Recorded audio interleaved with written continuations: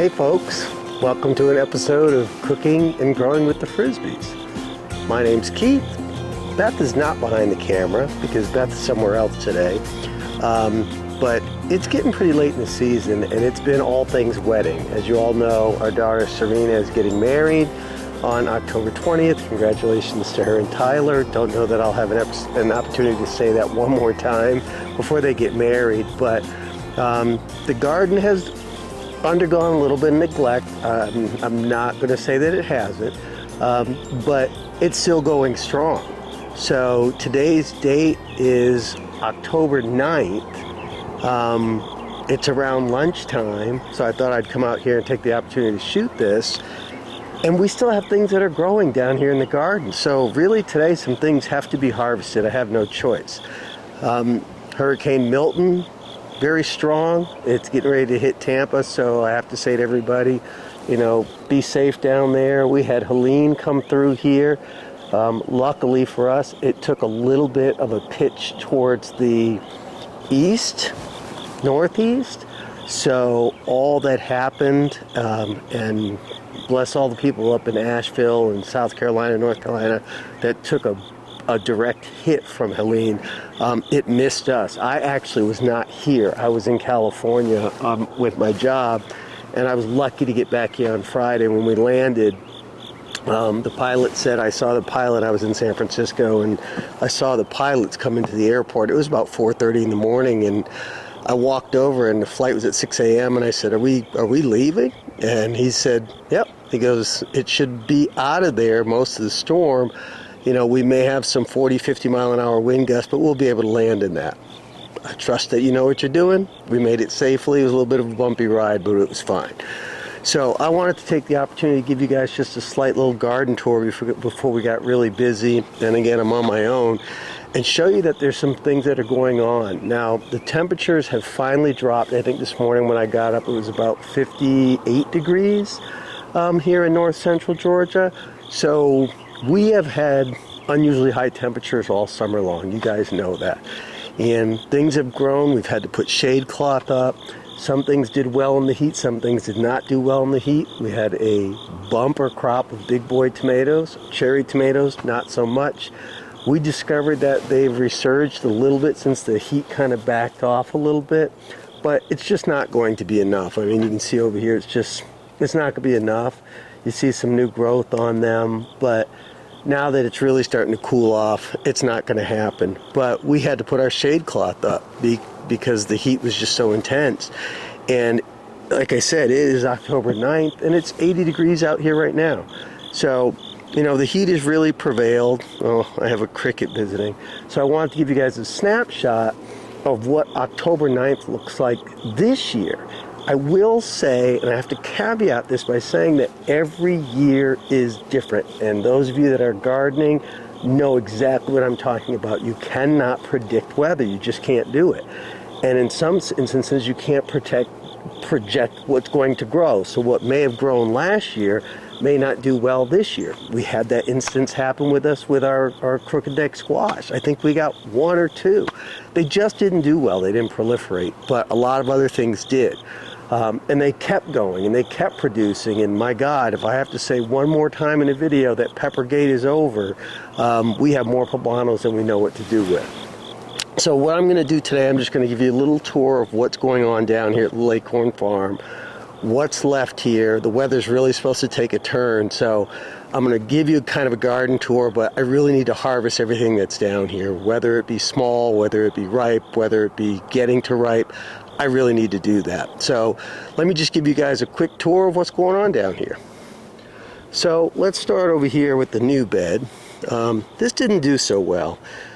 I think because what happened, we planted some peppers in here, we planted tomatoes in here, and you can see there's little things on here, but you know, everything's kind of yellowing. And I think what happened here is it was just too hot, and we took the precautions of putting the shade cloth over everything else, but we didn't with this bed, and nothing really did well. Like, you can see a little jalapeno, and I think a lot of it has to do, and you've heard Beth say that with a garden, consistency of watering really makes all the difference in the world. And I did not hook irrigation up to a bed this big, when you do things in your pots like we do up here, I have a little more control over those. But you know, when you do things in big beds like this, you really got to make sure that you're consistent with your irrigation.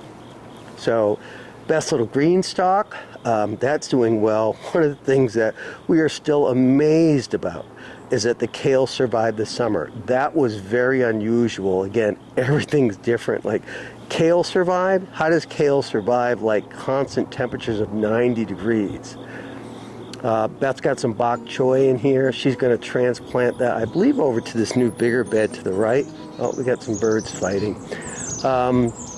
So we've got the strawberries. I think there is like some cabbage down there too. Or no, that is broccoli down there. Beth's lettuce bed here. This is interesting. So this was an experiment for Beth. We got a lot of lettuce this year. We got beets out of here, and it did very well for us. Beth says what she was going to do was let everything bolt, kind of come to flower, go to seed, let it fall in the bed, or shake it into the bed, like you see here, those little puffy things, and then just let it grow on its own. So these seeds were not planted, everything you see down here. So there's some romaine coming up, there's beets over here, there's some good lettuce that's starting to come up, and I'm sure as the temperatures cool off, that will start to do a lot better and better. Coming over here to our potato bed, wow, we put some dirt back in here, and the potatoes took off again. They had died off, so we stayed on top of it. Beth found out that you could plant, you know, bush beans and things like that in here to kind of companion plant and help them out. And it's really helped out significantly. So these are, if you look at other videos, you see these are the potato plants. So once we put more dirt in there, the potatoes just took off again. So they're under the soil and they're growing. And you can see here, the bush beans, we planted some bush beans. That is a purple bean variety. I think there is a green variety. Oh, here we go. And there's a green variety in here as well that we planted. So those are doing well. We've had some meals off of those too. Let's step on down into the tomato garden. Let's see what's happening down here. Sorry, my shadow is in there, but you know, this time of year, there is no good filming angle. So you can see the big boy tomatoes. Actually, when Helene came through here, I hate to say that we suffered damage because what we suffered in our garden doesn't even come close to what other people suffered in terms of their house and ability to get food and water. So I'm going to say not suffered. What I will say is incidental things that happened in our garden from Helene is you can see like something up here, everything that was growing up kind of bent over is what it did. So it was very strong and it was up and now it bent over, so things are top heavy. We're still getting tomatoes. We're harvesting big boys over here. You can see they're not as big. I'm going to have to harvest as they blush. I think I actually even noticed one over here that this is the battle that you start to get now too. I'll have to take a picture of that because I don't think I can see it really good from here. Oh, there it is. And as I get my big head in there, that this is what you come across. So animals start getting a little more aggressive this time of year and they're eating. That was the battle that we were fighting all summer, is when they blush, we pull them so that the birds and the animals can't get to them. And you can see that's a pretty hefty bird strike that you see there. Going over here to the cherry tomatoes, yeah, these are done. Like I said, the weather changed. When it cooled off a little bit, we started to get some more flowers. We started to get a little more growth on them. You can see here a cluster of cherry tomatoes, but I really don't think they're going to amount to much. Now the indigo tomatoes, in other words, we had them, they were starting to do very well in the spring. And then the heat hit and they just went, we're done. When we got a cool streak, I think it was sometime in September, And when I say cool, that's relative, so it went to 85 degrees. They made a comeback again and a resurgence. So what did we learn from that? One, we learned we don't really like those. They don't really have the flavor profile that we like the cherry tomatoes that are sweet. But we did learn that they don't like the heat. So don't think we'll be planting them anyway. Let's come down here. I'm gonna come down here and take a look back. And look at this. So this is the basil. And Helene did a number on the basil. It really did. Like, it just blew all the leaves off of the basil bushes. You know, there's some left, but now when you get that kind of damage and you get a little bit of a cold snap, God, it still smells good though. So we're just going to let those kind of bolt, kind of flower, do what they do. I think this weekend will be the weekend that we have to pull this up. If you look at other videos, there's a video that's out there that's very popular that talks about winter prepping or fall garden prepping. And it was September 9th that we were actually doing it. And I think if I recall, it was like 68 degrees that day that we were doing it. So what you start to see here now, you know, there's browning of the leaves. These are obviously starting to die off. We're not coming out here and trying to prune all this stuff off to keep the plant healthy. You can even see that, you know, some of them I'll have to pick this up. Some of them are starting to fall on the ground. So the plant's just getting a little weaker, but I still cannot complain at the fact that we have big boy tomatoes. We've harvested so many of them, and we've put a lot away. Beth processed them for sauces and such. So I have to come out here while I'm out here today, and I've got to pull anything, small as they may be. I'm going to have to pull these off because they're blushing, and you know what? A tomato is a tomato, and if you get to eat it, you get to eat it. Squash bed. Well now, squash bed didn't fare so well, but really its season is over. We didn't get a lot of the crooked neck yellow squash, but we got a ton. And I mean a ton of the zucchini, the yellow and the green zucchini, so we weren't really upset by what we got. Coming over here to this bed, this is the long beans. These really proliferated for us this year. I can't even complain. We couldn't even harvest all that we had. I mean, there's still some on here that I would consider to be edible. We've had a lot of friends of ours ask about these. So as we've let these go to seed, Beth has, oops, I just dropped one. See, that's going to be oops, sorry about that. That's going to be a volunteer next year. So as we've kind of let these go to seed, you see that little seed in there. Our friends have asked for those, and we go ahead and just give it to them because we truly believe this is a variety of bean that a lot of people will truly, truly enjoy. And we certainly have.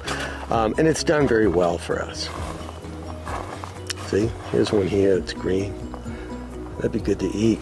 Can't really eat it though. Like, I can't pull it off the vine. I'll come back and harvest this stuff, but I can't really eat that because we had brown leaf bugs that you heard us talk about, and we had to spray them a lot with as organic a fertilizer as we could use. Say that 3 times fast. But just take a look in here. There's still long beans in there that we can harvest. There is some thyme growing in here as well. Where's that oregano? I always get that wrong. Beth's going to correct me when she sees the video. Now, we didn't expect this to last into October, but the brown leaf bugs really came in here. They decimated our cucumbers. We had pickling cucumbers, we had slicer cucumbers, we had Armenian cucumbers, and I think we got 2 Armenian cucumbers out of this whole bunch because when those brown leaf bugs came in, which everybody was talking about this summer in Georgia, how it was decimating their garden, you know, they got to us too, no matter how much we sprayed. So I was going to show you this cute little, I'm not sure I'm going to harvest that. I don't think that needs to be harvested. So let's go on to the back gardens, which is our pepper, our eggplant. Look how green this is. I hope you can see how absolutely green this is. the weather, this back and forth, and we thought it would happen, that it got too hot. It started kind of killing some things, even though peppers like the heat. We kept them watered. This is all on an automated watering system. So we kept it all watered, and then this weather kind of tuned down a little bit. And look at this. Got little fingerling eggplants. And those are big enough for us to possibly harvest, and maybe put in a stir fry or something. Oh, there's a man down or lady down. We don't catch them all in time. Like I said, at this time of year, we don't expect it, but we're starting to get it. So what that becomes, anything that you see that's fallen down in there like that, well, that becomes fertilizer is what that becomes. And it's for next year. Maybe we'll get a volunteer out of it. Our Italian cherry reds have done well for us. It was something we didn't think we were going to like. You can see them over there as well. And then Beth learned what to do with them. So basically she pickled them, or she put them in an air fryer, and she'd take them out, core them out, put a little bit of smoked dried sausage in them with either ricotta cheese or it's some other kind of cheese, and they make great appetizers. Serena had them at her bachelorette party that we hosted, and everybody really enjoyed them. Now over here, jalapeno, yep. Got jalapenos still going. This always happens to us at the end of the season too. You have so many that they end up staying on the vine, and I'm going to try and do a great job today of getting these things harvested off. I mean, if you come back here, again with this weather, see how there's flowers? These are still flowering, and we have had so many poblanos. Now, what's going on this late in the season? The poblanos aren't getting that big anymore, but they're edible and they're harvestable. So I'm going to come back here today and I'm going to harvest what we do have on here. Look at all the flowers on here. Now, this weather is supposed to go down, I think the high next week of like 68. Peppers like heat, but we haven't really had a season that we've learned about poblanos. This was really our first successful season. So who knows? We're going to take some of these, we're going to overwinter them like we do, and see what happens. Well, you can come down here, the cherry reds are mixed in here. I got to get in here and harvest this all off. Look at this. That's just beautiful. Man, that's beautiful. That is good looking right there. Poblanos all up in here. The jalapenos are up in here. Oh, look at these cherry reds right here. Those are definitely being harvested. You got poblanos that are hidden up in here. Look at all this. Look at all these poblanos that are hidden up in here. Now, like I said, they're not beautifully shaped. It's not, prime season for them. But, hey, you know what? You take what you can get. And then the peppers. These are the bell peppers. What we discovered about these bell peppers, great for cooking, not for eating like I do every morning when I have mine with my 2 boiled eggs and my avocado that I have every morning trying to be healthy. Wow, I want to show you this over here because this is something that we experienced. We thought it was because you leave them on the vine, but not necessarily. Look at this. This bush was just producing red poblanos. And it's not because of the length of the time they stay on the vine, because the ones I just showed you have been on the bush at the same amount of time. So this is one that I'm definitely going to overwinter. And I bought another rack for overwintering because these plants are very tall. And the way our seed racks are set up and the way they were initially set up was just to do seed starting. Well, if you're overwintering, you need a taller portion of that rack. Definitely want to save some of these, bring them in, and do what we need to do. Let's go ahead and walk up here. I don't know if you guys can see me or not. Oops. It doesn't like when I do that. I'm sorry about that.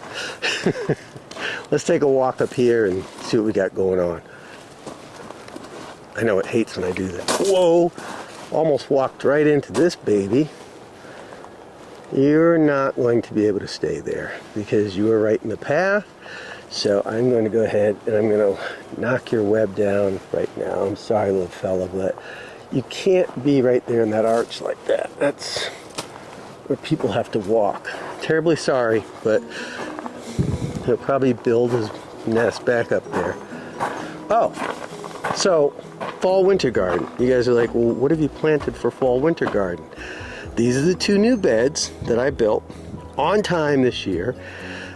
We discovered they weren't doing well for us because I put more filler in, which was bark mulch, not enough topsoil and compost.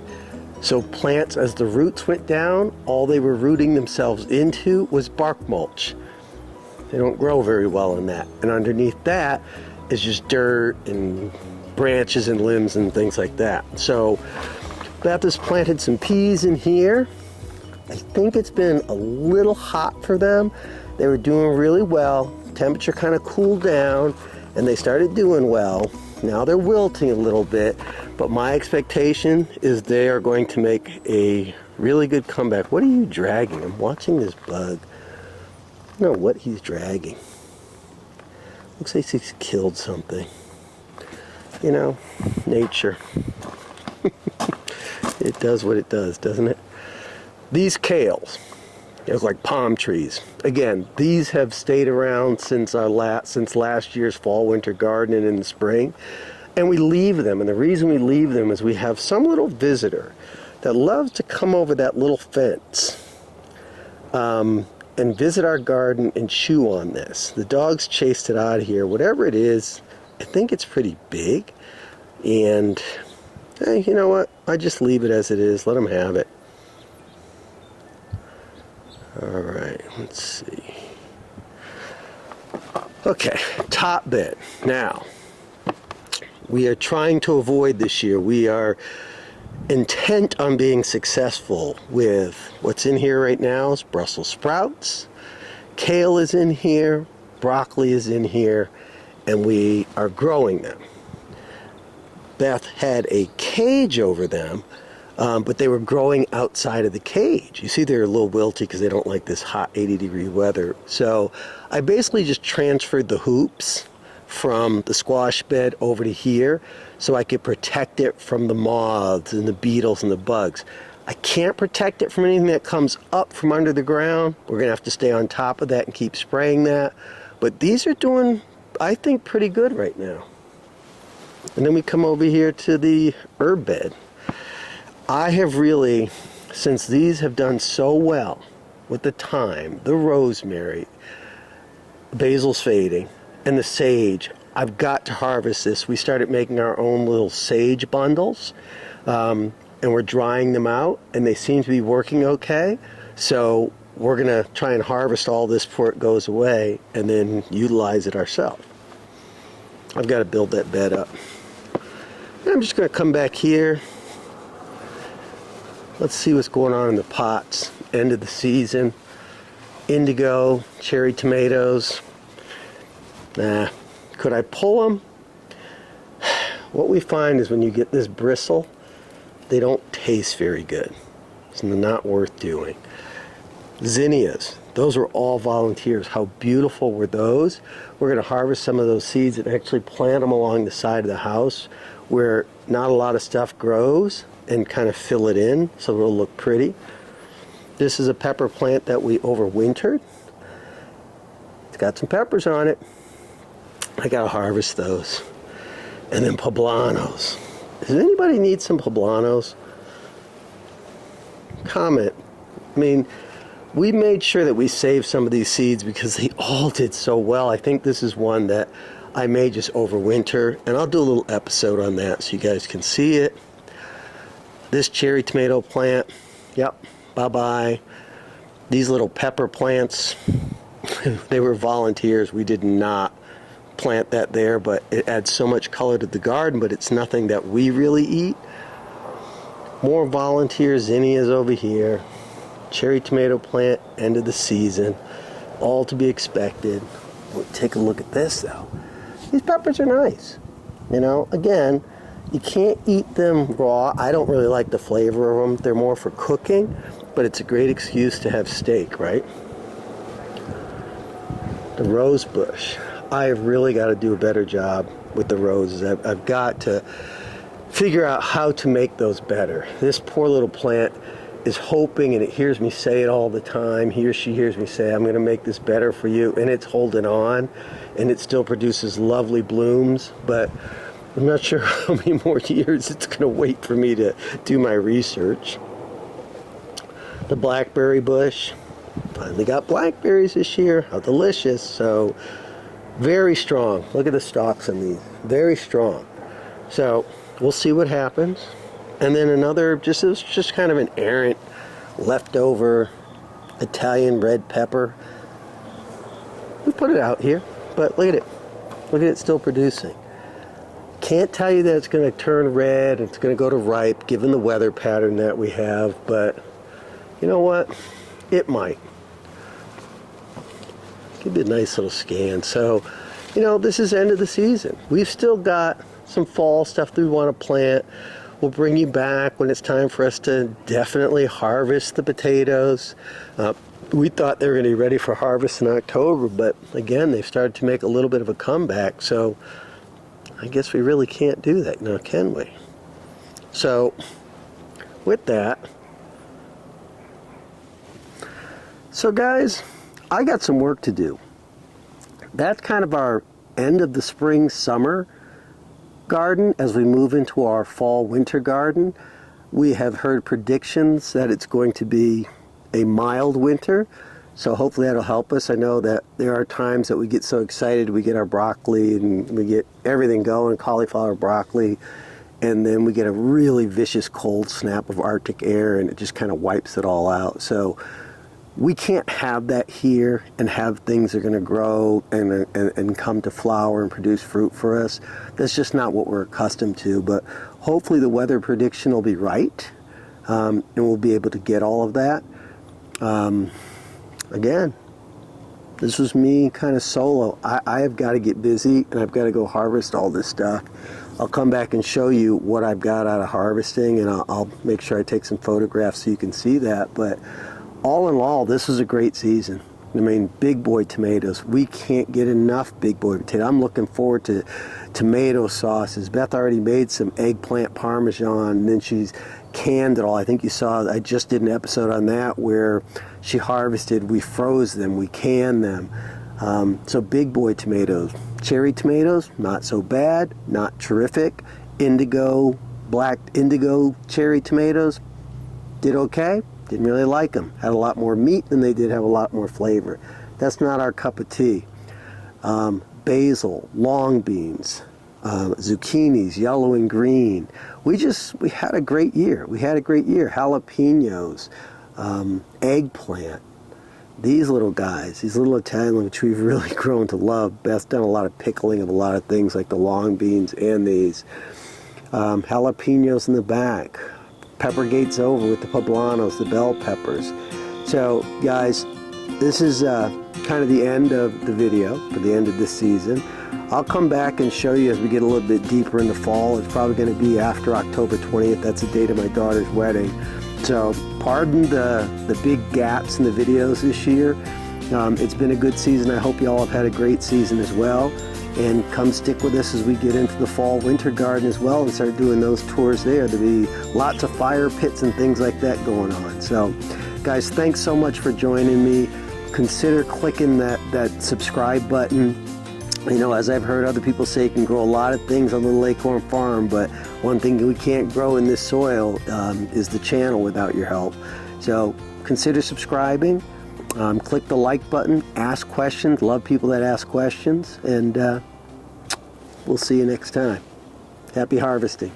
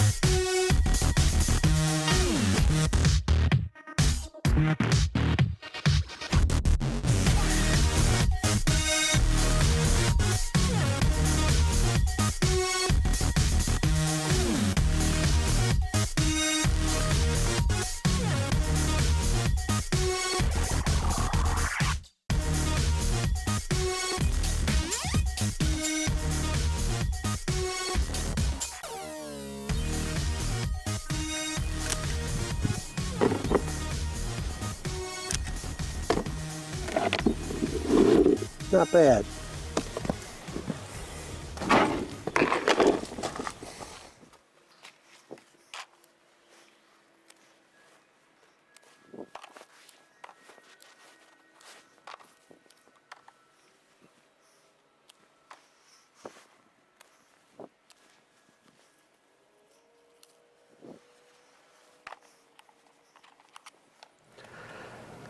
Wow, look at that. So I just finished harvesting, guys. You know, some of them, like I said, I took kind of young, but a harvest is a harvest. So we'll take that. Looks good.